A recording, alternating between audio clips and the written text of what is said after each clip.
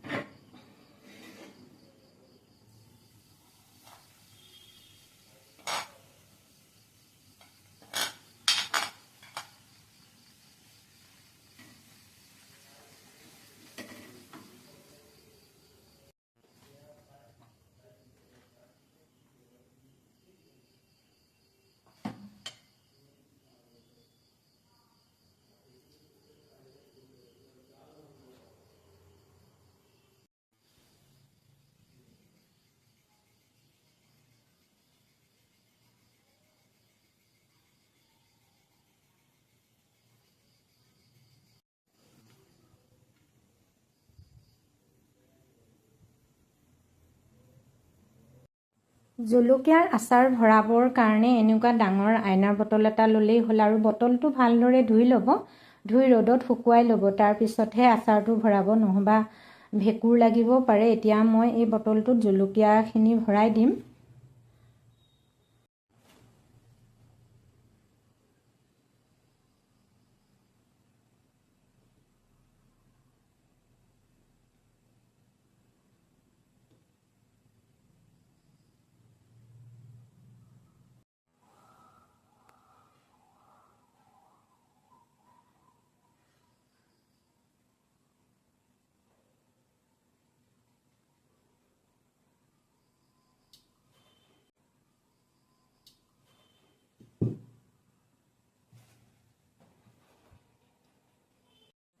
জলকীয়াৰ আচাৰটো ৰেডি হৈ গ'ল। নিশ্চয় অনুমান কৰিব পাৰিছে কিমান ধুনীয়া লাগিছে দেখিবলৈ, চাওকচোন। আৰু দেখিবলৈ যিমান ধুনীয়া, খাবলৈও এই জলকীয়াটো খুবেই সোৱাদ লাগে। আপোনালোকে এনেকৈ এবাৰ বনাবচোন। আৰু যিসকলে জলকীয়া কম খায় তেওঁলোকে এনেকৈ খাব পাৰে। আৰু যিসকলে অলপ জলকীয়া বেছি খাই ভাল পায় তেওঁলোকে ইয়াতে আৰু অলপ জলকীয়া বেলেগ আগৰ বনাই থোৱা জলকীয়া মিক্স দিব পাৰে। এতিয়া মই যিহেতু আমি অকণমান জ্বলাটো খাই বেছি ভাল পাওঁ, সেইটো কাৰণে মই ইয়াত অকণমান বনাই থোৱা মোৰ পকা জলকীয়াৰ আচাৰ আছে, মই ইয়াতে অকণমান দি দিওঁ। কাৰণ আমি জ্বলাটো অলপ বেছি খাওঁ, অকণমান দি দিছোঁ। আৰু এনেকৈ দি পিনে আপুনি 2-3 দিনমান বটলটোৰ ওপৰত এখন পাতল কাপোৰ ঢাকি এনেকৈ ৰদাব, তেতিয়াহে জলকীয়াৰ আচাৰটো খাবলৈ খুব সোৱাদ লাগিব। এয়া জলকীয়া আচাৰটো ৰেডি হৈ গ'ল, দেখিয়ে ভাল লাগিছে নহয়নে? মই বাৰু ইয়াতে বিশেষ বেছি মছলা ব্যৱহাৰ কৰা নাই। জিৰা, ধনিয়া, ৰাই, মিঠি, জৈন, চব গুটি আৰু বগা সৰিয়হ, এইখিনিয়ে মই মছলা ব্যৱহাৰ কৰিছোঁ। কিন্তু এই আচাৰটো খাবলৈ এনেও খুব সোৱাদ লাগে। আপোনালোকে এনেদৰে এবাৰ বনাই খাবচোন। আৰু মোৰ যদি এই ৰেচিপিটো মানে আচাৰৰ এই ৰেচিপিটো ভাল লাগিছে, আপোনালোকৰ ভাল লাগে, তেনেহ'লে এটা লাইক কৰিব, কমেণ্ট কৰিব, শ্বেয়াৰ কৰিব আৰু ছাবস্ক্ৰাইব কৰিব বুলি আশা কৰিলোঁ। আৰু লগতে কাষত থকা বেল আইকনটো অল কৰি দিব, তেতিয়াহে মোৰ আহিবলগীয়া ভিডিঅ'সমূহৰ নটিফিকেশ্যন পাব, নহয় জানো? আজিলৈ আহোঁ, আৰু এটা নতুন ৰেচিপিৰ ভিডিঅ' আপোনালোকৰ মাজলৈ লৈ অহাৰ প্ৰতিশ্ৰুতিৰে আজিলৈ আহোঁ। Bye bye.